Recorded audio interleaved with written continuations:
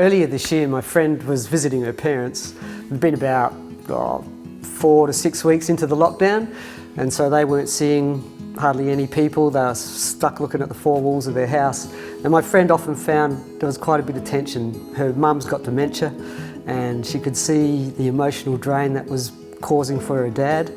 And there were often long silences or awkward moments when she'd go and visit, and she was sort of at a loss. What could she do to kind of bring them together, connect them together, and have some sort of joy moments. And one day she thought, I wonder if I played some hymns, because that's her mum and dad grew up in the church and knew hymns, whether that might be something pleasurable for them to do while they're stuck at home.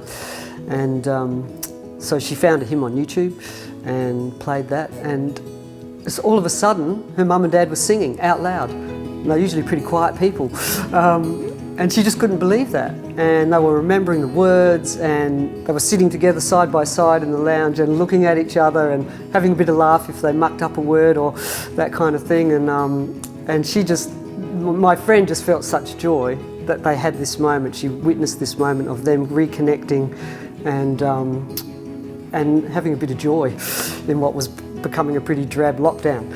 She did say though that one of the problems was that the hymns that she could find on YouTube weren't the same words or the same tunes that her mum and dad had grown up with.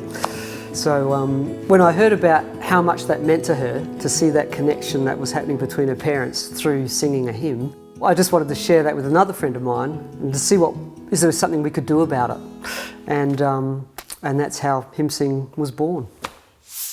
I'm Adrian Kitson, a pastor in the Lutheran Church of Australia, and that was my mate Andy. When he told me that story, I was right on board. I could see the immediate benefits for so many people. And then of course, as a pastor in the church and a musician, I thought, wow, this has immediate application to lots of communities and groups, and possibly even aged care facilities and so forth, if we could do it in that way that they could also use it.